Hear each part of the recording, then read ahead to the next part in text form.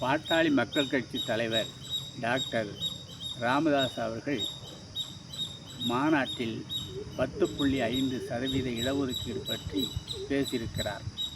மயிலே மயிலே இறகு போடு என்றால் அது போடாது, நாமாக பிடுங்கித்தான் கொள்ள வேண்டும் என்று சொல்லி பேசியிருக்கிறார். அதற்காக ஒரு பெரிய போராட்டத்தை அறிவிப்பதாகவும் கூறியிருக்கிறார். அந்த போராட்டம் இதுவரை யாரும் காணாத ஒரு போராட்டமாக இருக்கும் என்றும் அறிவித்திருக்கிறார்.